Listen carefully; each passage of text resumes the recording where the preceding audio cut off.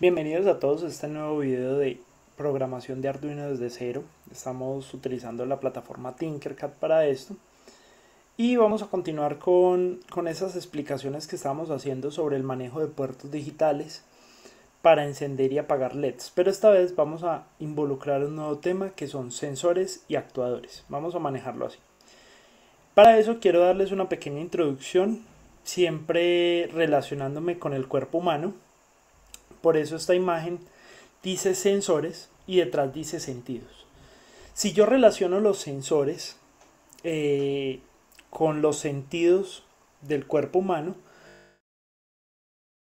puedo nariz, oreja, boca y tacto, con los cuales yo ingreso información hacia el cerebro. En nuestro caso, siempre el Arduino va a ser una emulación de la más mínima capacidad de lo que puede hacer el cerebro humano, pero pues se comporta similarmente si hacemos un tipo de relación, un tipo de analogía. Entonces, el cerebro humano recibe información a través de los sentidos. Esos sentidos pues transforman una magnitud física en información que el cerebro puede procesar, que puede interpretar y puede generar una acción. Entonces, los sensores, pero entonces en electrónica, ¿qué serán los sensores? Una definición de un sensor podría ser un dispositivo que es capaz de transformar una señal física a una señal eléctrica y ubicarla en una escala de medición. Por ejemplo, la temperatura. La temperatura, yo puedo obtener una información física, que es temperatura, transformarla en una señal eléctrica y enviarla a un microcontrolador o un microprocesador. Puedo hacer lo mismo con humedad, con un sensor de tacto o con un sensor de iluminación que me mida qué tan iluminado está cierto espacio. Entonces, transforman una señal física en una señal eléctrica.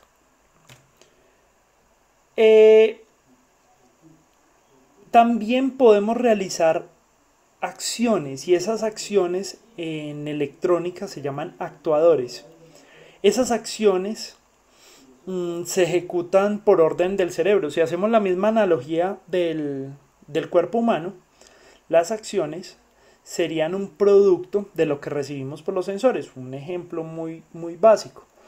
Necesito escribir un resumen de un libro que tengo que leer. Lo primero es leer el libro. Capto información por medio de los sentidos y realizo una acción por medio de los actuadores, que serían todas las extremidades del cuerpo. Esos serían los actuadores. Unos ejemplos: escribir sería una acción, caminar sería una acción, comer sería una acción. Pero entonces, ¿qué sería un actuador eléctrico? Un actuador eléctrico sería todo lo contrario de un sensor, un dispositivo que ya transforma una señal eléctrica en una señal física. ¿Qué señal física puede ser? Motores a través del movimiento, iluminación, puedo convertirlo en una señal eléctrica en iluminación, o un display también, puedo convertir información digital o información electrónica, eléctrica, en una señal física, donde puedo proyectar algo. Básicamente eso sería lo que son sensores y actuadores. Pero entonces, ¿cómo se transmiten ese tipo de señales? Esas señales físicas y eléctricas. Un ejemplo básico. Entonces, tenemos señales análogas y señales digitales. Las señales análogas son las que tienen términos intermedios.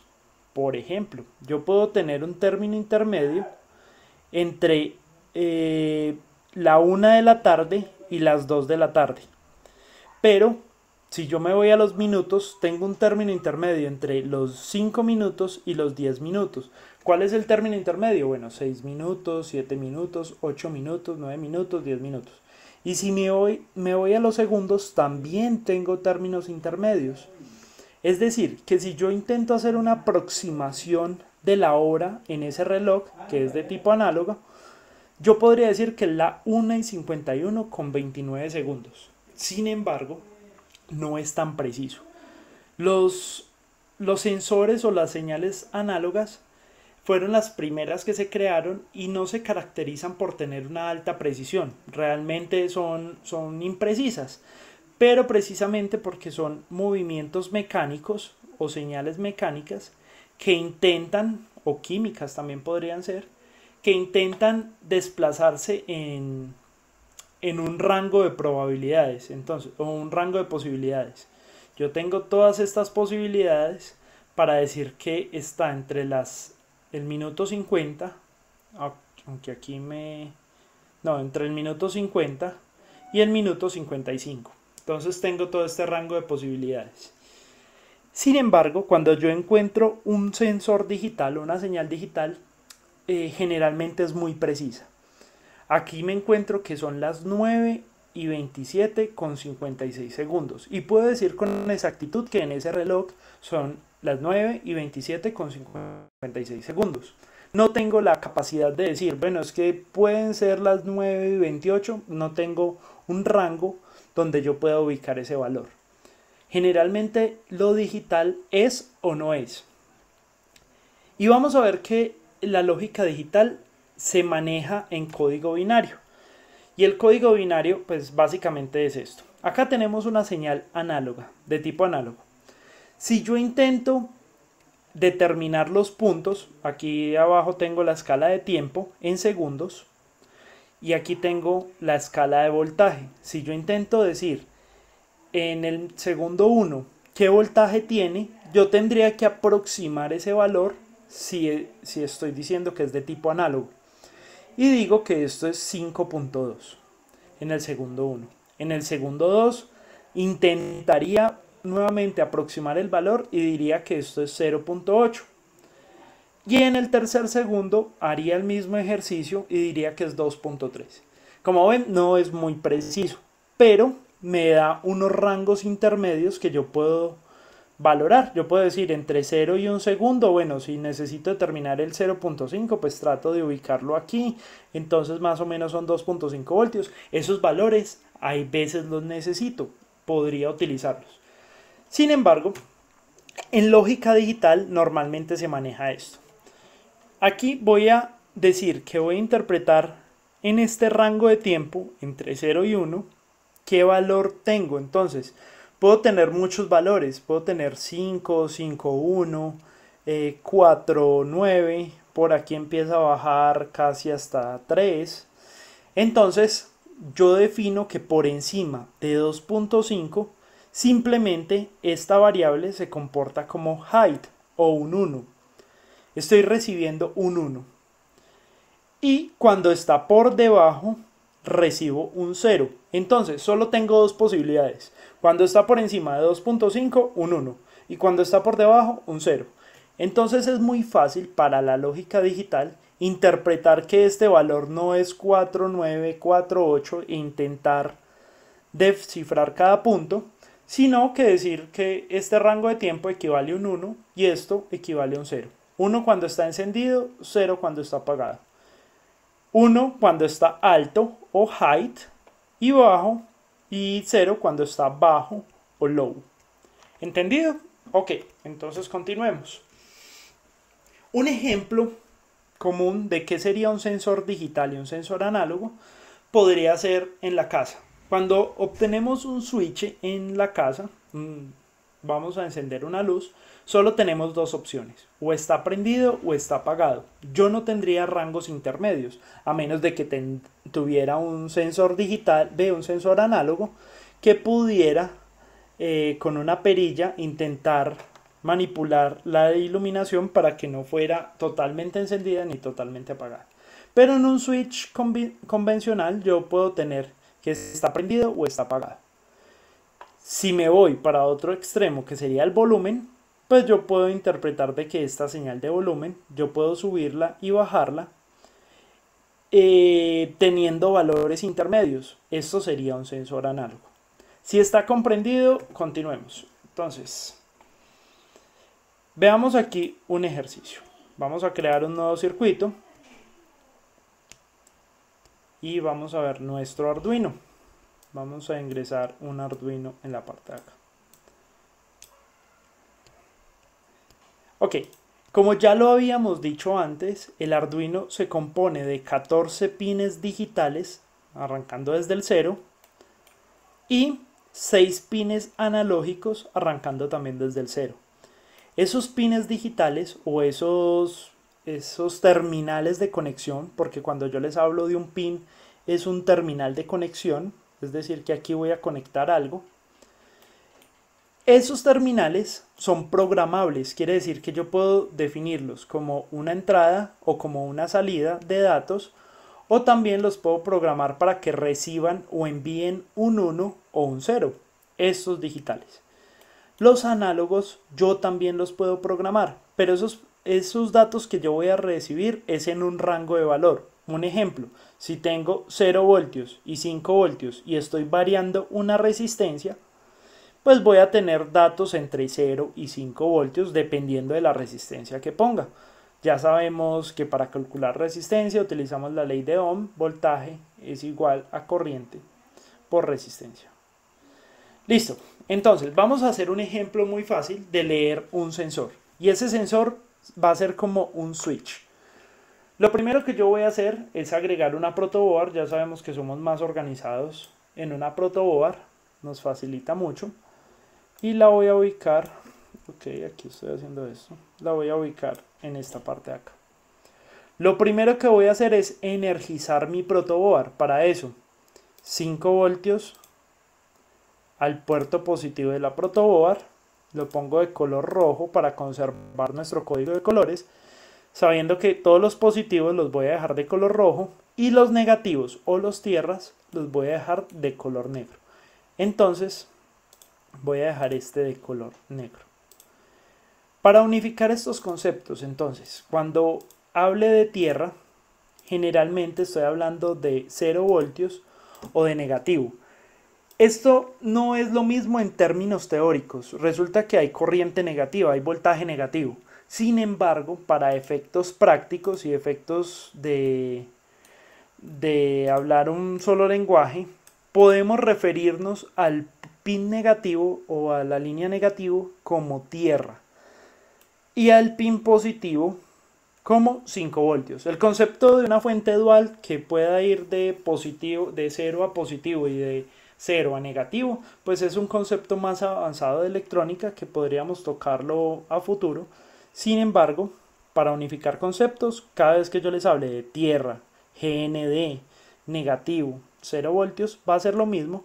Y cuando yo les hable de positivo, pues generalmente les voy a especificar el voltaje y le voy a decir conéctelo a 5 voltios, pues ya saben que esto es positivo 5 voltios. Y si lo conecto a 3.3 voltios, ya saben que esto sería positivo 3.3 voltios. Pero por ahora dejémoslo en 5. Ok, ya tenemos conectada nuestra placa y lo que vamos a hacer ahora es conectar un switch. Vamos a poner un interruptor deslizante de estos de acá. Este interruptor deslizante lo voy a poner en la parte de arriba. Este interruptor deslizante tiene dos particularidades, tiene dos posiciones. Una en esta posición donde está actuando el común y el terminal 1. Y la otra cuando está actuando el común y el terminal 2, cuando está en la segunda posición. Si yo inicio simulación acá, pues puedo ver que puedo mover el switch. En esta posición actuaría el terminal 1 y el común, y en esta posición actuaría el común y el terminal 2. Muy bien, vamos a conectar nuestro switch. ¿Cómo lo vamos a hacer? Primero, ¿es una señal digital o análoga? Vamos a pensarlo un momento. ¿Cuántas opciones tengo por terminal? Es decir, acá es una opción y ¿cuántas dos opciones tengo? Que esté prendido o que esté apagado. Simplemente es eso. Cuando está aquí, está prendido el switch de la izquierda y cuando está aquí, está prendido el switch de la derecha, el otro tendría que estar apagado. Solo tengo esas dos posibilidades. Es decir, que tendría que ser un pin digital, porque no tengo valores intermedios. No está ni medio prendido ni medio apagado. Eso está claro. Entonces, vamos a conectar este a un pin digital. Vamos a escoger el pin. Podemos conectarlo al pin 3 y este lo vamos a conectar al pin 2, número 2. En un segundo aquí. Ok, al pin número 2. Para diferenciar un poco mi cableado, voy a ponerle esto otro color. Voy a poner este turquesa y este lo voy a dejar en verde, está bien. Yo ya sé que ya son dos cables diferentes. Listo, ya estoy obteniendo la señal de acá, pero ¿qué señal es la que estoy obteniendo? Necesito obtener una señal de 5 voltios o de 0 voltios. 5 cuando está en alto, height, y 0 cuando está en bajo, low. Entonces lo que voy a hacer es conectar el común a positivo. Voy a decirle que esto es de color rojo. Muy bien, ya conecté mi común a positivo. Quiere decir que la señal viaja de 5 voltios, viaja por acá, viaja por acá. Y cuando esté en esta posición, pues la señal va a viajar a este terminal y va a seguir hacia mi pin número 3. Ahí estaría en 5 voltios positivos, es decir, que está en height o está en 1. Pero ¿qué pasa con el otro terminal? Entonces, la señal viaja acá, 5 voltios, entra al común, está en esta posición, pues viajaría acá. Por este terminal no está viajando ninguna información. Pero como es un cable y ese cable generalmente se convierte en una antena, la antena empieza a detectar ruidos y podría ocasionarnos una señal falsa aquí. Quiere decir que cuando no esté en la posición correcta, vamos a asegurar de que siempre esté en 0 voltios para que no hayan problemas de que haya una señal rara. Para eso vamos a ponerle una resistencia hacia negativo. Entonces pongo la resistencia acá y conecto de aquí hasta aquí. Voy a conectarlo de color morado. Y voy a conectar la resistencia acá, igual lo conecto de color morado. ¿Qué va a hacer esa resistencia? Veámoslo a ver. ¿Y qué pasa si no tengo la resistencia? Veamos, no coloquemos la resistencia acá, sino que aquí lo ponemos directo. Recuerden que la corriente siempre va a buscar el camino más fácil hacia tierra. Entonces, muy bien, el switch está en esta posición. Voy a darle aquí a iniciar. El switch está en esta posición. Se supone que está recibiendo de aquí 5 voltios. Los está pasando por aquí. Y tiene dos caminos. Tiene un camino corto que está con la resistencia y un camino largo que es el cable verde. Sin embargo, ese camino corto tiene un derrumbe, tiene un obstáculo. Puede ser muy corto, pero está limitado por una señal. Y resulta que la corriente siempre va a buscar el camino más fácil. Entonces no se va a ir por acá porque aquí tiene un derrumbe o tiene un obstáculo en este camino. Va a buscar el camino largo y se va a ir al pin número 3. Muy bien, entonces, ¿pero qué pasa aquí? Aquí yo ya estoy recibiendo 0 voltios. 0 voltios, y los estoy recibiendo por el cable turquesa. Es como si estuvieran conectados estos dos. Sin embargo, cuando yo pongo el switch aquí, lo más probable es que el cable positivo que va a viajar el voltaje por acá busque el camino más corto. Entonces se va a ir por aquí en lugar de irse por el camino azul. ¿Y qué pasa cuando yo junto positivo con negativo? Hago un cortocircuito.